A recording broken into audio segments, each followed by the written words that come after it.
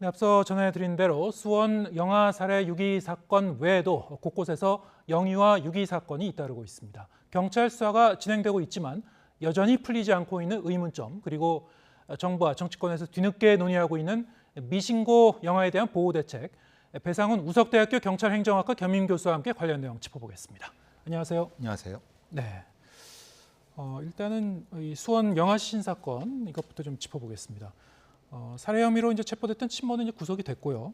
뭐 수사가 앞으로 이제 계속 진행이 되겠습니다만 경찰에서 이 친모가 자백한 내용들을 보면은 아무래도 아직도 좀 풀리지 않는 그 의문들이 좀 많이 남아 있어요. 석연치 않은 대목들이 몇 가지가 있는데 일단 왜 본인이 낳은 아기를 이렇게 한 번도 아니고 두 번씩이나 살해했고 또 그렇게 이제 시신 냉장고에 이렇게 유기까지 하고 이런 끔찍한 범행을 저질렀던 건지 이게 어떤 심리인지 좀 이해가 가지 않거든요. 예. 어떻게 보셨습니까? 이걸 이제 범죄학적 아니면 사회제도적 두 가지로 보는데 저는 범죄를 다루는 사람인데 범죄적으로 보면은 이것은 이제 외국에서는 하나의 특별한 형태의 코드로 분류를 합니다. 네. 말하자면 이제 뭐 네오네탈사이드라고 영어하지만 영아 살해 증후군이라는 표현을 씁니다. 예.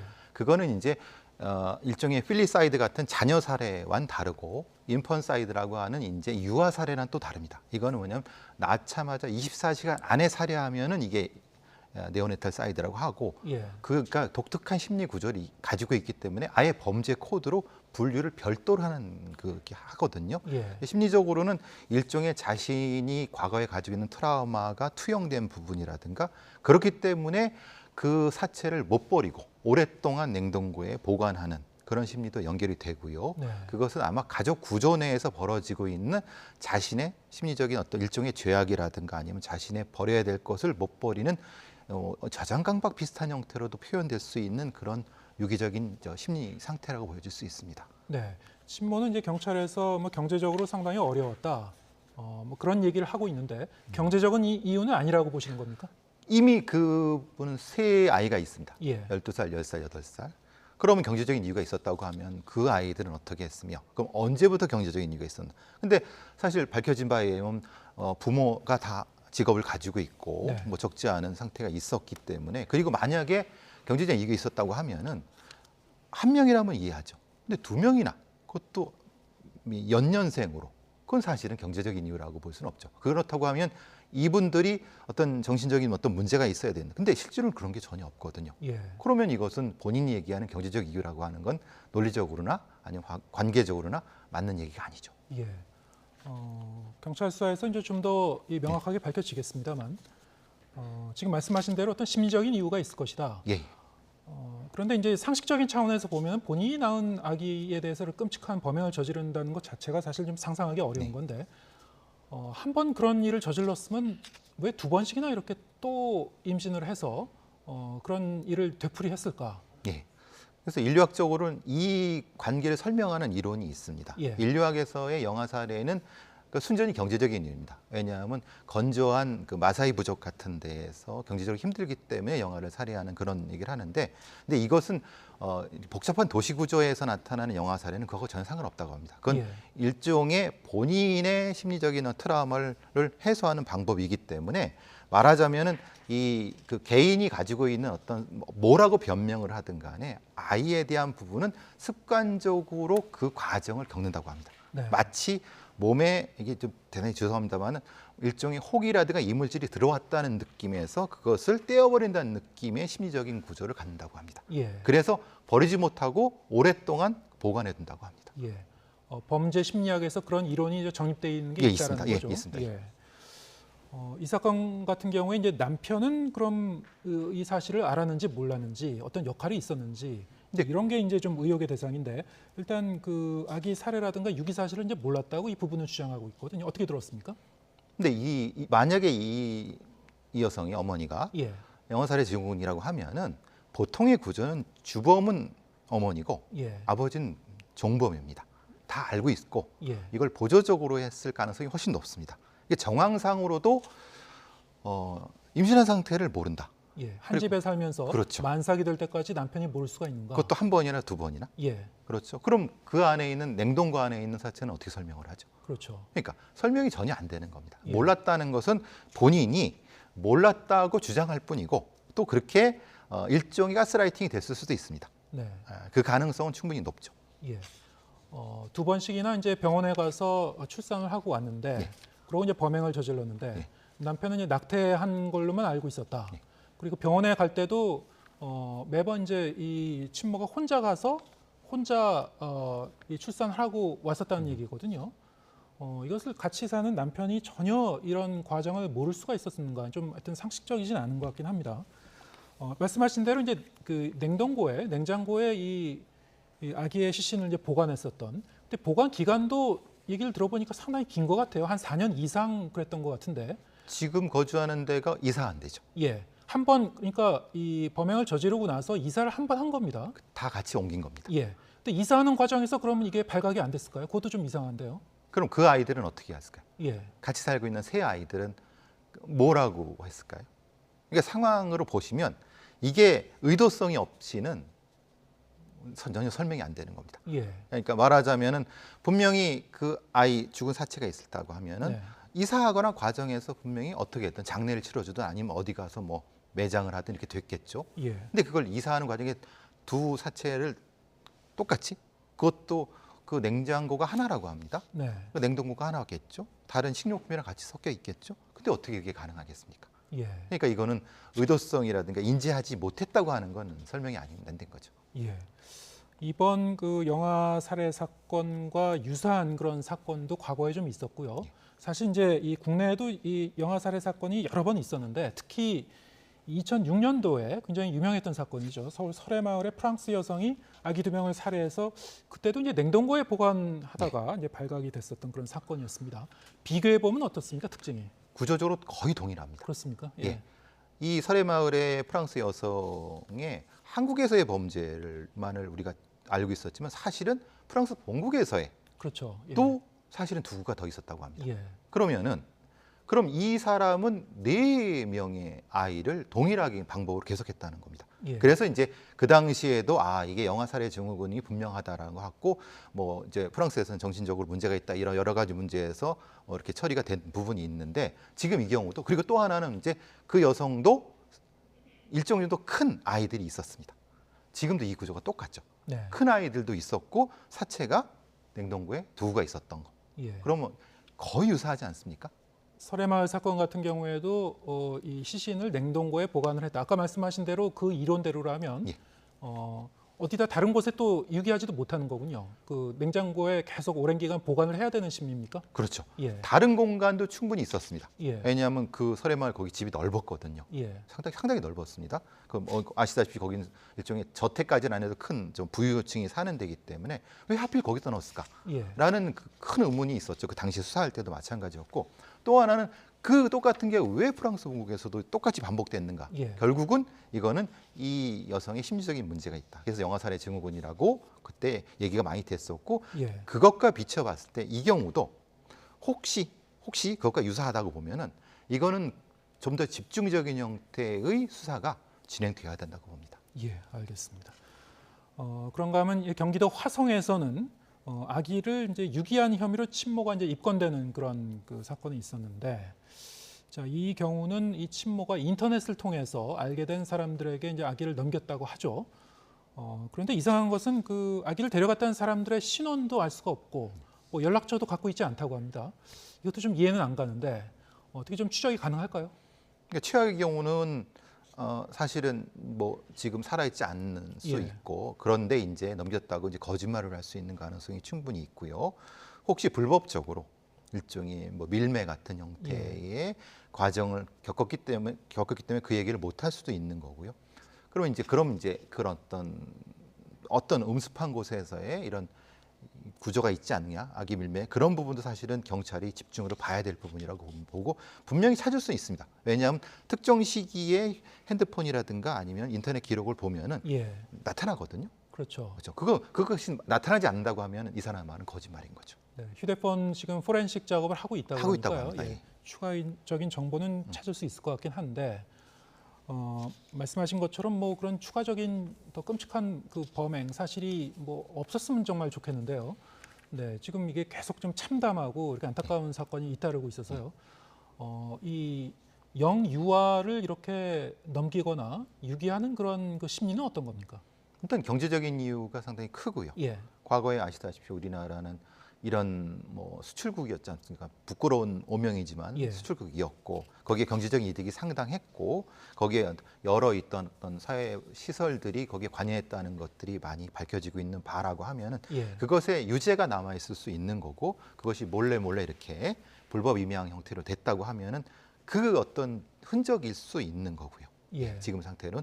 그리고 만약에 혹시라도 사실 이것까지 생각해 보고 싶지 않지만 외국 같은 경우에 아주 안 좋은 경우는 이제 불법 어떤 성착취라든가 뭐 이런 부분까지도 연결돼서 경찰이 명확히 이건 밝혀줘야 될 것 같습니다. 그게 아니거나 기거나 이런 형태도 다. 예.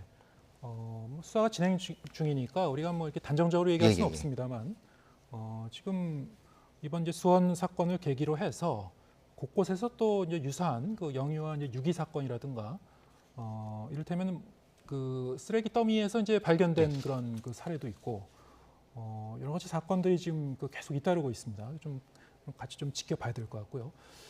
영아 살해 그리고 뭐 유기 사건 그리고 방금 그 언급했던 그 인신매매 정황까지도 있는데요. 이런 각각의 사건들에 대해서는 처벌 수위가 어떻게 될까요? 만약에 이 매매를 했을 경우 예. 불법 매매했을 아동복지법상의 형량이 높습니다. 10년 이하의 징역이고요. 다른 형태보다 그거는 좀 뭐 이른바 불법 임양 같은 경우는 입양특례법에 따라서 3년 이하의 징역이지만은 예, 실제로 현실적으로 그 형량이 나오지는 않습니다. 그렇습니다. 왜냐하면은 이 부분에 대해서 우리의 사법부가 상당히 관용적이라고 표현은 그런데 굉장히 그 너무 낮은 형량을 가져서 일벌백계하는 부분이 상당히 낮은 부분이 있습니다. 이거 네. 사례도 많지 않고 그런데 보신 것처럼 상당히 많은 이 불법적인 사례가 존재하지 않습니까? 예, 그러니까 이게 그 불균형이 있는 거죠. 실제는 존재하는데 처벌받은 사례는 그게 많지 않은 이런 예. 문제가 되는 거죠. 이 아기를 이렇게 불법적으로 넘긴 경우뿐만이 아니고 이렇게 수원 사건처럼 살해한 경우 이런 경우도 사실 살인 사건은 살인 사건이지만은 예. 성인을 살해한 그 사례와 비교했을 때 이 처벌 수위가 현저히 다를 수 있다는 예. 말씀이시군요. 예. 실제로 이제 이런 영유아에 대한 부분을 만약에 부모라든가 이렇게 살해했을 경우 일종의 온정주의가 되는 것 같습니다. 예. 예를 들면 이런 거죠. 오죽 경제적으로 어려웠으면 뭐 이렇게 사실 그건 아니죠. 그렇죠. 하나의 생명이고 예. 똑같은 똑같은 형태로 생명입니다. 비중을 예. 둬야 되는데 어떻게 생명에 이게 경중이 있을 수 있겠습니까? 근데 예. 관행상 여러 가지 판례를 보면은 현저하게 낮습니다.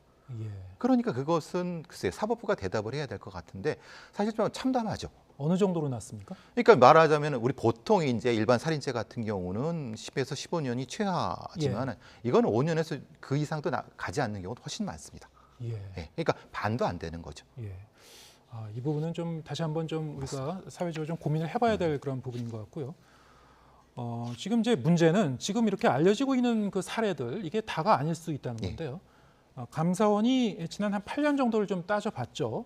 이렇게 병원에서 출생은 했는데 실제로는 출생 신고는 안 된 그런 아기들이 일단 그런 영유아가 2,200여 명 정도 된다는 것이고 여기에 대해서 이제 당국이 이 아기들의 이제 행방에 대해서 좀 더 전수조사를 해보겠습니다만 또 이거 외에도 또 있을 것이고 앞으로 이런 그 좀 불행한 그 사건들이 추가로 좀 밝혀질 가능성이 있는 거죠. 예, 그렇습니다. 이건 2,236명이 불일치한 거죠. 예, 출생 신고된 것과 낳은 아이의 불균형이 예. 생긴 건데 그럼 이 아이들 중에 말하자면 불법적인 뭐 입양도 있을 수 있는 거고 네, 안타까운 경우도 있을 수 있고 전수조사라면은 이거보다 훨씬 더 많을 수도 있는 거고요. 예. 더 참혹한 경우도 있을 수 있기 때문에 지금 사실 이것은 급히 전수조사를 해야 될 필요가 분명히 있는 겁니다. 예.